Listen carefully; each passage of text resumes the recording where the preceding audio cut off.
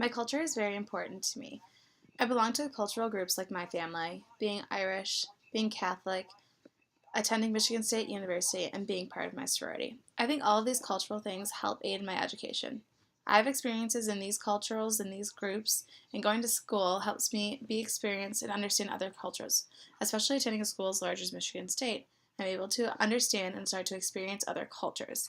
I think that depending on the culture groups you belong to, they could cause you to have different beliefs about education. I know that being raised in my family, my education was one of the most important things that, and is still one of my most important beliefs today. Being raised in my home, I also think that a lot of my beliefs and behaviors were passed down from generation to generation.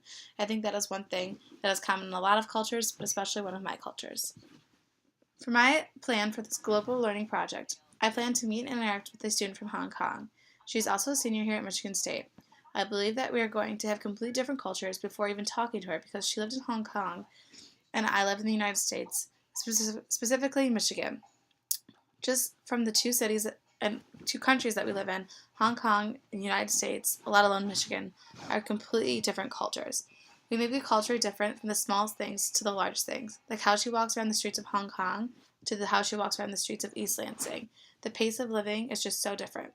I think she'll be able to take me out of my comfort zone by first and foremost going to get the traditional food and taking me through her day-to-day routine. Her daily routine and ritual is going to be different than mine. My two plans for the interactions are to take her to an MSU tailgate because she said she has never been to one, and since being at a Big Ten school and sports events are important to me, I'm going to take her to an event.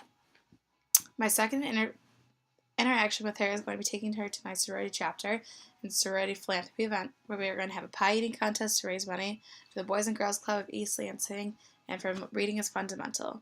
These two events are pretty important to me, so I think if I brought my student with me to these projects, she'll understand part of my culture and see things that'll be important to me.